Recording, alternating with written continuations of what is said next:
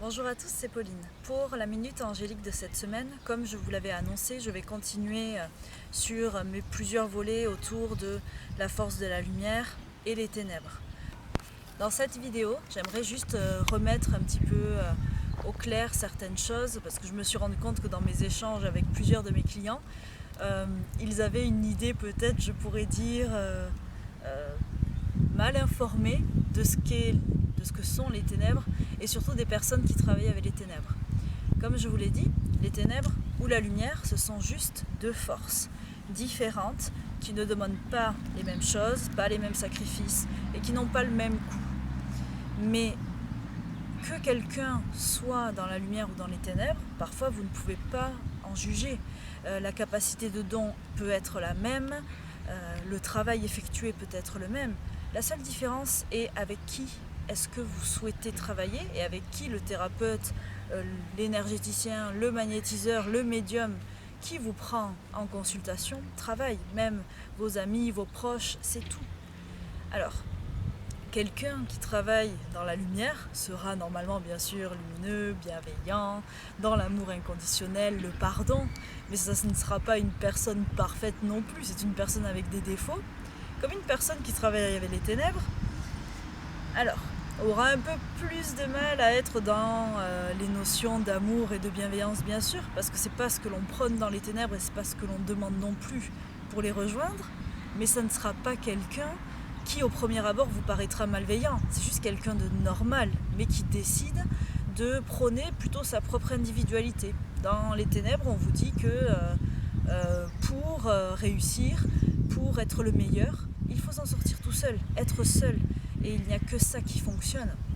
Et que vous pouvez avoir plus de dons, plus de force que dans la lumière, parce que dans la lumière, c'est la lumière qui nous aide, les anges, les guides. Oui, nous sommes canal, nous sommes des instruments, donc c'est la lumière qui nous donne des capacités et qui nous permet de nous développer. Alors que dans les ténèbres, ils vous font croire, je dis bien croire, que ça n'a pas de prix et qu'il n'y a que vous. C'est vos dons, c'est votre capacité et vous n'avez besoin de rien d'autre. Alors qu'en vrai, ce n'est pas ça. Vous avez besoin des ténèbres, vous avez besoin des démons, vous avez besoin des mauvais esprits. Et la différence avec la lumière est que dans les ténèbres, on doit payer. Les ténèbres vous donnent tout, facilement, et puis un jour, ils vous demandent de rendre l'appareil. Et c'est là que ça devient plus compliqué. Donc c'est pour ça que quelqu'un qui travaille avec les ténèbres n'aura pas de cornes et de langue fourchue. Vous ne vous en rendrez pas compte au premier abord. Mais c'est à vous de choisir. Qu'est-ce que vous ressentez ? Qu'est-ce que vous voulez faire avec cette personne-là ?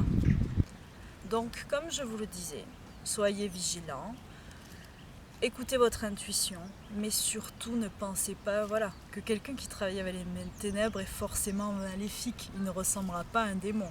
Et puis, les démons savent très bien se cacher. Vous savez, comme on dit, Satan sait mettre son habit de lumière. Ce que je veux dire, c'est juste ça. Soyez à l'écoute de vos propres ressentis. Et quelqu'un qui travaille avec les ténèbres, alors, ne sera pas méchant, mauvais et irritable et agressif au premier abord. Sinon, comment voulez-vous qu'il vous approche ? Il a besoin d'être gentil, de faire semblant en tout cas, et de vous avoir sous sa coupe. Donc juste réfléchissez. Et je pense que si vous ouvrez les yeux, votre troisième œil aussi, vous sentirez. Et après, c'est votre choix. Vous faites ce que vous voulez, comme vous voulez. Et comme je vous explique toujours, dans la lumière, il n'y a pas de jugement. Il n'y a que de l'amour et que de la bienveillance. Donc, comme je vous le disais, quelqu'un qui a un look gothique, qui s'habille en noir, qui se maquille en noir, qui porte des attributs sombres, des attributs macabres, qu'on identifierait, vous savez, comme Dracula, comme un vampire, comme quelqu'un qui fait peur, quelqu'un qui aime le look un peu sorcière, un peu mystique, n'appartient pas forcément aux ténèbres. Ce que vous devez voir, c'est ce que la personne dégage, et même son discours. Écoutez, mais pas seulement avec vos oreilles, écoutez avec votre ressenti. Plein de gens que je rencontre ne peuvent même pas voir quelqu'un qui appartient aux ténèbres.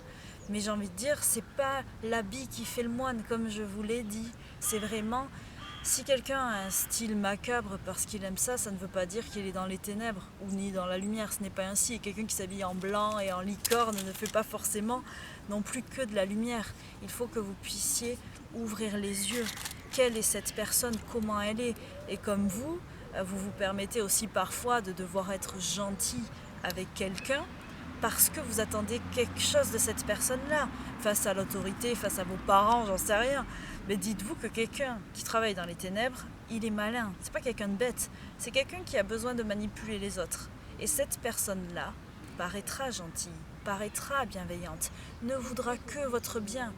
Mais étonnamment, le fera à vos dépens, profitera de vous, ne vous donnera souvent rien ou juste un petit peu pour vous alpaguer, on va dire, et attendra que vous donniez tout. Et cette personne-là ne croit qu'en sa propre individualité. Quelqu'un qui appartient aux ténèbres est égoïste. Et vous me dites, oui mais lui il a l'air trop gentil, il est généreux, il donne plein de choses. Oui, et regardez vraiment, comme je vous le dis, l'habit ne fait pas le moine. Il ne faut pas maintenant être méfiant et vous méfier de tout et de tout le monde, bien sûr. Mais écoutez votre intuition. C'est le plus important. Et elle ne vous trahira pas. N'écoutez pas votre mental qui va vous dire oui mais. Non, votre intuition.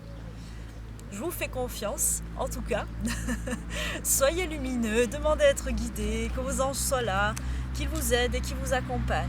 Et puis, demandez toujours à être protégé. Ça, c'est un truc que je viens d'entendre.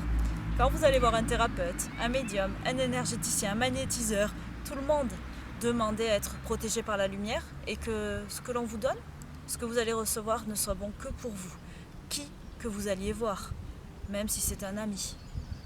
En tout cas, passez une bonne journée, à bientôt et merci de m'avoir écouté.